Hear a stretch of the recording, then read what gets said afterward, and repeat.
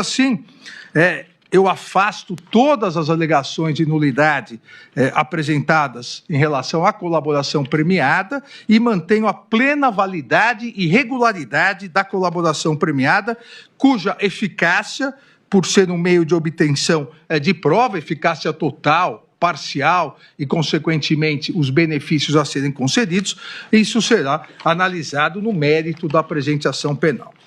Crime contra o Estado Democrático de Direito é um crime político e impassível de anistia, porquanto o Estado Democrático de Direito é uma cláusula pétrea, que nem mesmo o Congresso Nacional, por emenda, pode suprimir. Ministra Carmen Lúcia. Ela assinala que um indulto, anistia, resultaria na mensagem indevida a detratores da democracia e a Constituição de que eles poderiam continuar a praticar os crimes. Então, não seria um indulto anistia, seria uma espécie de salvo-conduto para o futuro. Ministro Dias Toffoli, e eu colacionei voto de todos os colegas, mas esse é o último que leio.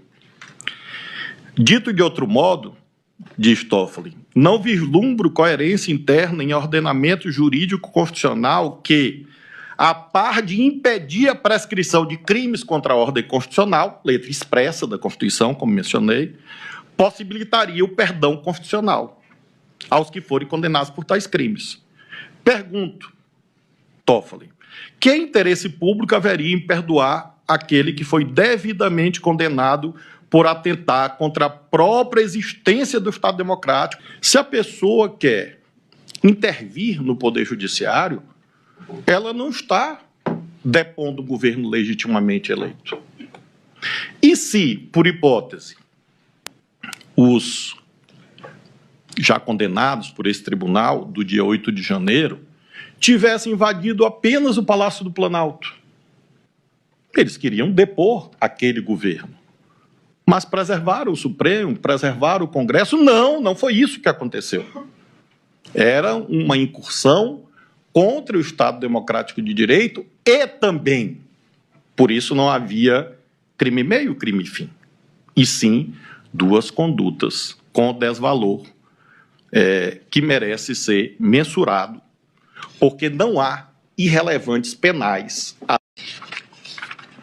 Nem os mais pessimistas podiam esperar que o que estava sendo planejado sob o codinome Punhal Verde e Amarelo e a Operação Copa 2022, seria o assassinato do presidente e vice-presidente eleitos e do então presidente do Tribunal Superior Eleitoral, eu mesmo. E esse planejamento é fartamente comprovado nos autos. Como eu cheguei a comentar com a ministra Carmen, há excesso de provas nos autos. Gente, vejam que o jogo está mudando, não podemos recuar, retroceder jamais, não vamos nos curvar à tirania.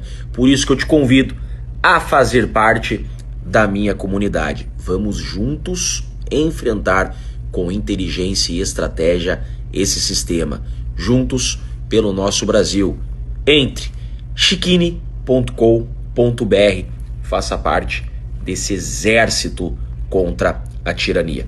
Venha para a minha comunidade. Mostra que esses elementos estiveram infelizmente presentes. Invasão violenta da Esplanada no dia 7 de setembro de 2021. Ministro Fux, apesar da nossa ótima relação pessoal, eu nunca perguntei se procede a narrativa segundo a qual Vossa Excelência naquela noite dormiu aqui na presidência. Eu não cheguei... Você quer dizer, dormiu não, ficou acordado, eu suponho. Né? Não, eu compareci ao tribunal porque tinham 850 mil pessoas na Praça dos Três Poderes e não aconteceu absolutamente nada. Com a graça de Deus. E por quê? Porque houve uma invasão violenta da Esplanada. As pessoas chegaram na Praça dos Três Poderes porque elas enfrentaram a polícia, isso está nos autos, e não existe forma de enfrentar a polícia a não ser com violência. E essa bomba não explodiu por pouco. Acarretaria a morte de centenas de pessoas. Porque uma organização criminosa, constituída por um grupo político liderado por Jair Bolsonaro, não sabe que é um princípio democrático e republicano a alternância de poder. Quem perde vira oposição e disputa as próximas eleições. Quem ganha assume e tenta se manter nas eleições, mas tenta se manter pelo voto popular. Não tenta se manter utilizando órgãos do Estado. Não tenta se manter coagindo, ameaçando gravemente, deslegitimando o poder judiciário do seu país e a justiça eleitoral. Não tenta se manter com bombas em aeroportos. Não tenta se manter com destruição no dia da diplomação do seu adversário político que venceu. Não tenta se manter organizando a festa da Selma, com invasão e depredação da sede dos três poderes, com o mesmo discurso que li aqui para vossas excelências, feitas pelo líder da organização, Jair Messias Bolsonaro. Não cabe a nenhum advogado censurar o magistrado dizendo o número de perguntas que ele deve fazer. Há argumentos jurídicos muito mais importantes do que ficar contando o número de perguntas que o advogado fez, que o juiz fez. Mostrarei os diversos atos executórios das infrações penais imputadas pela Procuradoria-Geral da República após o segundo turno das eleições, demonstrando o caráter golpista dessa organização criminosa. A live realizada em 4 de novembro de 2022, as ações de monitoramento das autoridades em 21 de novembro de 2022, a representação eleitoral para a verificação extraordinária que foi feita para tentar jogar mais dúvidas ainda em relação às eleições, a reunião dos Forças Especiais, os chamados Kids Pretos, em 28/11 de 2022, a elaboração da carta ao comandante, os atos violentíssimos que todos se recordam, no dia da diplomação do então presidente e vice-presidentes eleitos, em 12 de dezembro de 2022, com tentativa, inclusive, de invasão na Polícia Federal, a tentativa de bomba, a colocação de bomba, que acabou não explodindo, graças a Deus, no aeroporto, em 24/12 de 2022, e atos violentos também, as ameaças realizadas em 25/12, também 2022. Na sequência, e tudo dentro desse planejamento e dos atos executórios da organização criminosa, será analisado o plano Punhal Verde-Amarelo com a Operação Copa 22. E também os atos executórios seguintes ao planejamento Punhal Verde-Amarelo: o monitoramento do presidente eleito, que foi realizado, do atual presidente, a Operação Luneta, Operação 142 e o discurso pós-golpe.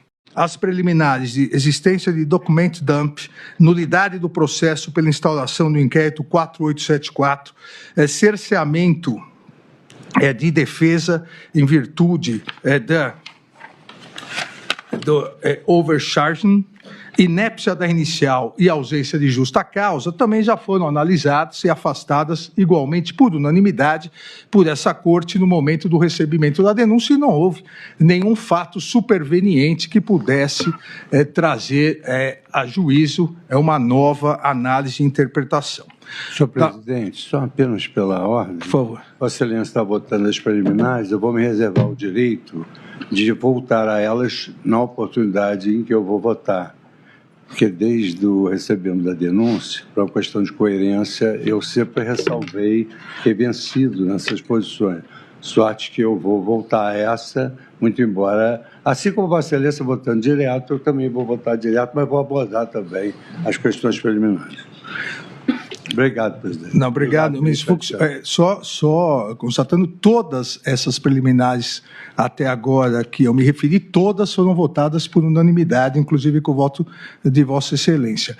Essa que me referi, vou me referir... No recebimento da denúncia. No recebimento da denúncia, exato. Estamos em julgamento. A preliminar de incompetência do Supremo Tribunal Federal e, subsidiariamente, incompetência da primeira turma para processamento e julgamento, também foi afastada no momento do recebimento da denúncia por maioria de votos. Essa por maioria de votos, vencido o eminente ministro Luiz Fux, que entendia que deveria ser competência do plenário do Supremo Tribunal Federal. Estado, deixando de analisar as condutas cuja ação penal foi suspensa pela resolução número 18/2025 da Câmara dos Deputados. É o voto, senhor presidente. A comunicação entre esses participantes pedindo dinheiro e o réu Walter Braga Neto teria entregue o dinheiro ao colaborador para que entregasse e financiasse a operação Copa 2022. Não há nenhuma dúvida de que houve a reunião, todos concordam que houve a reunião, há alegações de que foram tirar foto com ou simplesmente conhecer Walter Braga Neto. Não é muito comum no sistema militar, num dia qualquer, alguém, militares de patente inferior, dizer eu quero tirar uma foto com o general. Mas a alegação do general. Ministro Alexandre, por favor. Essa foto veio aos autos? Não veio aos autos. A foto se perdeu no zap, de um zap para o outro. Agora, há troca de mensagens sobre novidade, vibração máxima, recurso zero. E aí, Rafael Martins de Oliveira diz, como está? Diz que precisa de 100 mil necessidades. Mauro César Braga Neto confirma com Mauro César Barbosa Cid, confirma com Braga Neto que a necessidade é de dinheiro. Braga Neto chega a confirmar, então, veja, também há prova de que houve a discussão sobre dinheiro, sobre o encaminhamento para o PL.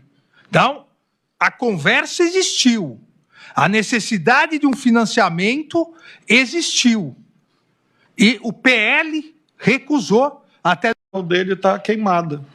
Então, a relevância dissuasória é ainda maior a provar a lesividade dessa conduta que Vossa Excelência está a descrever.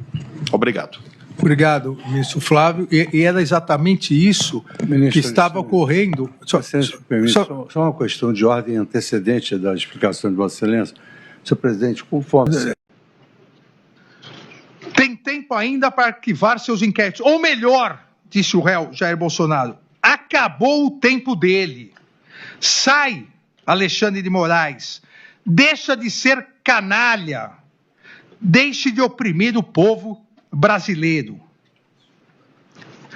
Dizer a vocês que qualquer decisão do senhor Alexandre de Moraes, esse presidente não mais cumprirá. A paciência do nosso povo já esgotou. Ele tem tempo ainda de cuidar da tua vida. Qualquer pessoa decente e de boa fé sabe que um líder político, num alto cargo, instigando e insuflando milhares de pessoas dessa forma, aumenta exponencialmente as agressões, ameaças ao Supremo Tribunal Federal, aos ministros do Supremo Tribunal Federal e às suas famílias. Atitudes criminosas confessadas no dia 7 de setembro. Não há nenhuma dúvida de que os atos executórios para extinguir a independência do Poder Judiciário, mediante graves ameaças, e me parece que qualquer estudante de direito, qualquer estudante de primeiro ano de direito, vai caracterizar o que ocorreu como uma grave ameaça. E também a consecução de não entregar o poder, manter o seu grupo no poder, só saindo preso, morto ou com a vitória, como afirmou o réu. Pela primeira vez na história, o comandante que estava saindo não transmitiu o cargo ao comandante que estava assumindo. Ou seja, pela primeira vez na história, os outros dois comandantes assim o fizeram. O comandante do Exército, o comandante da Força Aérea, o comandante da Marinha se recusou a transmitir o cargo ao seu sucessor, transformando isso numa nódoa histórica da Marinha, uma vez que as Forças Armadas, assim como o Judiciário, como as polícias, como o Ministério Público, como a diplomacia, são órgãos de Estado, não órgãos de governos de plantão. Importante é analisar o conjunto, até porque a acusação foi feita e as defesas foram realizadas exatamente nesse conjunto. O planejamento é tão detalhado que há até, no detalhamento, as chances de êxito, quais poderiam ser os danos colaterais, qual o armamento a ser utilizado, a análise da segurança que me acompanhava, então a necessidade de utilização de armas pesadíssimas, uma vez que o carro seria blindado, todo um planejamento para... com 6 militares dos Quides Pretos, de forças especiais, executar o plano, adquiriram chips de empresa de telefonia, chegou a ser dito, e isso é quem não entende de segurança e não entende de planejamento de morte de alguém, se realmente fosse isso, por que pegou um táxi? Por óbvio, porque aquele que estava próximo da casa do alvo, pegando um táxi, jamais é identificado pelas câmeras, você não consegue chegar à pessoa. Se chama um Uber, o Uber fica identificado. E se vai com um carro próprio, o trajeto, todas as câmeras que fiscalizam radares, multa, velocidade, identificam. Então, por óbvio, as forças especiais planejaram detalhadamente tudo. E, em relação, é sempre importante lembrar isso, em relação o presidente Luiz Inácio Lula da Silva e Geraldo Alckmin, o vice-presidente, em virtude, principalmente do primeiro, diziam, pela vulnerabilidade de seu atual estado de saúde e sua frequência aos hospitais, cogitaram envenenamento ou uso de remédio que induzisse o colapso. Não é possível normalizar com um diálogo, uma conversa entre desses documentos. E também convergência com um diálogo, uma conversa apreendida pela Polícia Federal e juntada aos autos entre Alexandre Ramagem e Jair Messias Bolsonaro, que não está aqui. Nem os mais pessimistas podiam esperar que o que estava sendo planejado sob o codinome Punhal Verde e Amarelo e a Operação Copa 2022 seria o assassinato do presidente e vice-presidente eleitos e do então presidente do Tribunal Superior Eleitoral, eu mesmo. E esse planejamento é fartamente comprovado nos autos. Como eu cheguei a dizer, comentar com a ministra Carmen, há excesso de provas nos autos.